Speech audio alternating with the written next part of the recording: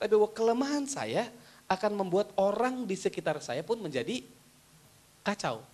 Kan gitu, disfungsi kan itu ya. Kelemahan saya akan membuat orang di sekeliling saya menjadi kacau.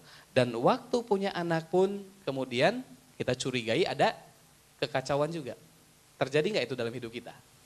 Misalnya seorang laki-laki, seorang anak laki-laki, dari kecil tidak pernah diajar untuk bagaimana menjadi seorang laki-laki yang baik. Ketika dia besar, bingung nggak dia bagaimana jadi seorang laki-laki? Betul, bingung kan? Betul? Ketemu dengan istri yang kebetulan juga tidak pernah diajar bagaimana jadi seorang istri dan ibu. Dan mereka menikah, ini dua orang bingung nggak kita bilang? Dua orang bingung dan waktu mereka menikah, mereka harus belajar sendiri. Tapi waktu belajar sendiri dalam kondisi lagi sakit. Nah hati-hati. Kalau orang cuman sakitnya pusing sedikit, dia bisa cari obat sendiri. Dia bisa cari paracetamol, cari panadol. Kalau orang sakitnya sampai tidur nggak bisa bangun, bisa nggak dia cari obat sendiri? Harus ada orang lain yang menolong kalau orang sudah sangat sakit. Kalau Anda ada di sini dari satu keturunan yang begini, begitu ya. Apalagi kalau di atasnya begitu jelek dan segala macam, kira-kira butuh berapa banyak Anda perlu dipulihkan sebelum Anda di sininya sudah lumayan kuning gitu. Ngerti nggak maksud saya? Ya, karena sudah begitu disfungsinya kita dari atas sana. Disfungsi itu bisa dari budaya, bisa dari tradisi-tradisi, dari keluarga kita sendiri. Nah, pertanyaannya, lalu yang kita wariskan kepada anak kita, apalagi? Sekarang Bapak Ibu yang sudah ikut sini, beberapa sudah cukup tua, begitu ya. Waktu masuk sini, anak-anak sudah besar, ya. Jadi waktu dapat ini pun anak-anak sudah bahkan mungkin ada yang sudah punya cucu, begitu ya. Berarti gimana kalau seperti itu? Kalau seperti itu, berarti generasi di bawah kita pun sudah tanda kutip terlambat kan, betul? Karena dia dilahirkan dalam kondisi kita juga masih kacau. Waktu cucu juga dilahirkan kita juga masih kacau, masih mewariskan disfungsi dan kelemahan. Pertanyaannya, berapa banyak pemulihan sebelum kita hidup bisa maksimal? Yang saya mau bagikan kepada Anda adalah tidak peduli dari mana modal kita semua. Di hadapan Tuhan kita semua sama bobroknya. Ya. Jangan kaget kalau kita ketemu dengan orang yang kita bilang suka iri nggak dengan satu orang ya. Satu orang yang kok itu keluarganya aneh gitu. Anehnya bagi kita bukan aneh gimana-gimana. Udah cantik, pinter, taat beragama, sukses, kaya. Pernah nggak ada kita lihat dan kita bilang sepertinya dia punya segalanya. Kalau saya dengan pemahamannya tinggal saya tanya aja, keturunan siapa dia? Itu tidak akan pernah terjadi dalam satu generasi, saya bilang. Ya, tidak akan pernah terjadi.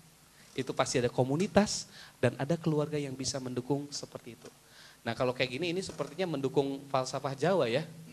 Bebet bibit bobot katanya ya. Nah apa bedanya? Tentu ada kebenarannya di situ. Tapi perbedaannya adalah kalau kita bicara bebet bibit bobot itu untuk memisahkan bahwa you nggak in, nggak masuk standar gua. Bobot bibit bebet bu jelek, ya. Tapi dengan pemahaman ini bukan. Kita tahu ini supaya justru kita apa?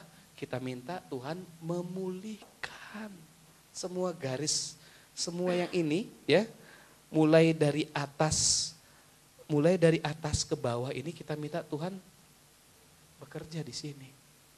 Karena kalau kita mau bereskan dengan cara kita butuh berapa generasi? Ya, butuh berapa generasi untuk membereskan kekacauan-kekacauan yang sudah pernah ada. Gereja yang merupakan satu komunitas yang melintasi suku, bahasa, budaya, bahkan generasi. Kenapa saya bilang ini komunitas yang melintasi generasi?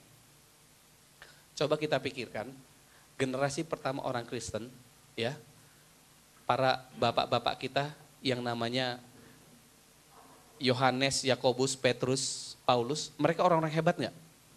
Hebat, ya. Tetapi mereka anak Allah nggak? Anak Allah, kita anak Allah enggak?